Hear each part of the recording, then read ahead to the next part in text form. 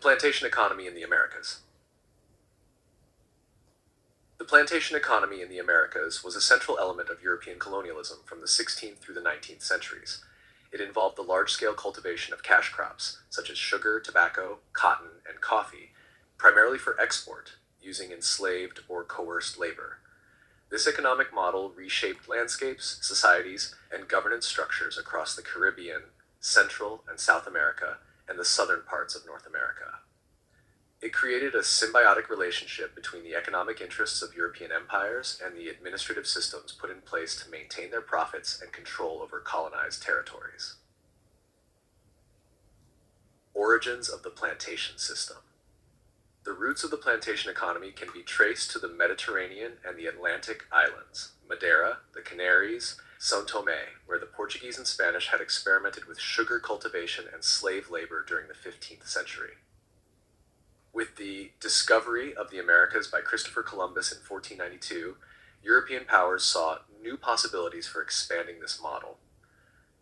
The tropical climates of the Caribbean and northeastern Brazil were especially suited for sugar production, and European investors and colonial authorities were eager to capitalize on this. From the outset, the plantation economy depended on the seizure of indigenous land, the imposition of European agricultural practices, and the exploitation of forced labor. While indigenous populations were initially enslaved or coerced into labor, their rapid decline due to disease and violence led to the importation of African slaves on an unprecedented scale. This marked the beginning of the transatlantic slave trade, which would fuel the plantation economies for centuries. Structure and features of the plantation economy. Plantations were large estates typically owned by European settlers or absentee landowners and managed by overseers. They were capital-intensive and geared towards the mass production of monoculture crops for export. This export-oriented focus made colonies highly dependent on international markets and European demand. The plantation system was characterized by several key features. 1. Monoculture. Plantations specialized in single crops such as sugar in the Caribbean and Brazil, tobacco in the Chesapeake, and cotton in the American South. 2. Slave labor. The system relied heavily on enslaved Africans who endured brutal working conditions, poor nutrition, and severe punishments. Enslaved people were not only laborers but also constituted the majority population in many plantation colonies. 3. Export orientation. The plantation colonies exported raw materials to Europe while importing manufactured goods. This unequal exchange benefited European economies and reinforced the colonial dependence. 4. Land concentration. Land ownership was concentrated in the hands of a few wealthy elites, often tied to metropolitan networks of merchants, bankers, and political patrons. Number 5. Environmental degradation. Intensive monoculture farming led to soil depletion, deforestation, and ecological disruption.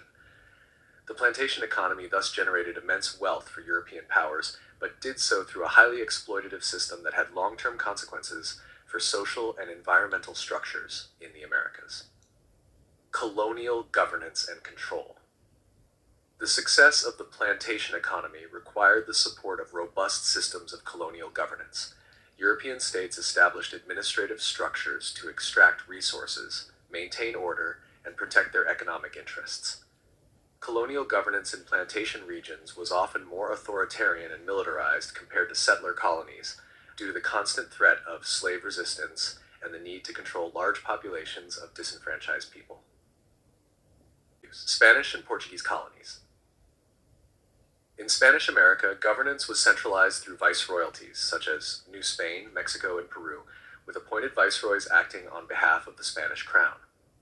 The encomienda and later the repartimiento systems initially provided labor through indigenous conscription. Over time, African slavery became more prominent, especially in Cuba and coastal areas of South America. In Portuguese Brazil, governance was structured through a system of captaincies and later the centralized authority of a royal governor-general. Sugar plantations in northeastern Brazil were among the earliest and most profitable, managed by Portuguese planters, senhores de engenho, who exerted enormous economic and political power. The Portuguese crown relied heavily on the revenues from sugar and gold, reinforcing a close connection between colonial officials and plantation elites. British, French, and Dutch colonies. In the British Caribbean, e.g., Jamaica, Barbados, colonial assemblies were established, but real power resided in the hands of white planter elites who dominated local legislatures. These colonies became among the wealthiest in the British Empire during the 17th and 18th centuries due to sugar production. The British government supported their economic dominance with military force and laws designed to suppress slave revolts and maintain white supremacy. The French developed a similar system in colonies like Saint-Domingue, present-day Haiti, Martinique, and Guadeloupe. Colonial governance included a combination of royal officials and local planter influence. Saint-Domingue became the most profitable colony in the Americas by the late 18th century, producing sugar and coffee using an enslaved workforce that vastly outnumbered whites. The Dutch, though less expansive in the Americas, controlled Suriname and parts of the Caribbean, using a plantation model similar to that of the British and French. Dutch West India Company officials and private investors reaped enormous profits from slave-based sugar and coffee production. Colonial laws and institutions reinforced the plantation economy and its reliance on slavery. Slave codes were enacted across the Americas to regulate every aspect of enslaved people's lives, criminalizing resistance and codifying racial hierarchies. These legal frameworks institutionalized white supremacy and racial capitalism. Societies in plantation colonies became rigidly stratified. At the top were white European landowners, followed by poor whites and mixed-race free people, and at the bottom were the enslaved Africans and their descendants. This hierarchy was policed through violence, surveillance, and ideological justifications that portrayed African people as inferior and suited for servitude. Education, religion, and family structures were also shaped by plantation governance. Christian missions often supported colonial hierarchies by preaching obedience and justifying slavery theologically. However, enslaved communities developed their own spiritual and cultural practices, blending African traditions with Christianity in acts of resistance and identity formation. Resistance and rebellions. Despite the oppressive structures of plantation governance, resistance was constant. Enslaved Africans resisted through everyday acts, such as work slowdowns, sabotage, escape, and the formation of maroon communities, autonomous settlements of escaped slaves in remote areas. Large-scale rebellions also occurred frequently, the most significant being the Haitian Revolution, 1791 to 1804, in which enslaved people in Saint-Domingue overthrew the French colonial regime and established the First Black Republic. These rebellions forced colonial authorities to adapt their policies and heightened fears among white elites. In many cases, they led to harsher laws and increased militarization. However, they also exposed the inherent instability and moral bankruptcy of the plantation system. Decline of the plantation economy. The 19th century saw the gradual decline of the plantation economy due to a combination of factors. 1. Abolition of the slave trade.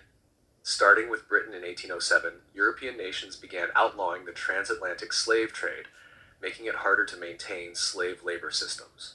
2. Slave emancipation. Over the course of the 19th century, slavery was abolished across the Americas. Britain in 1833, France in 1848, the US in 1865, and Brazil in 1888. 3. Changing markets. The rise of industrial capitalism in Europe led to a shift from mercantilist, plantation-based economies toward manufacturing and wage labor systems. 4. Global competition. Other regions like India, Egypt, and Southeast Asia began competing in global markets for sugar and cotton, reducing the dominance of American plantations.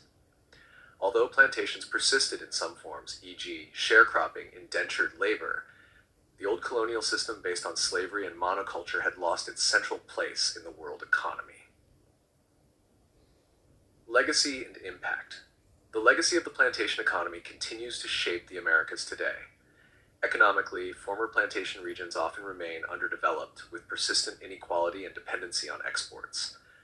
Socially, racial hierarchies and inequalities established during the colonial era have had lasting effects. Politically, the concentration of land and wealth among elites hindered the development of democratic governance in many post-colonial societies. Culturally, however, the African diaspora forged in the crucible of slavery contributed profoundly to the music, religion, cuisine, and identity of the Americas. From samba and jazz to Vodou and Creole languages, the plantation economy left behind a complex legacy of pain and creativity. Conclusion: the plantation economy was more than an economic model. It was a system of domination that shaped colonial governance, racial hierarchies, and the very fabric of American societies. Its influence, both destructive and transformative, is essential to understanding the development of the modern world.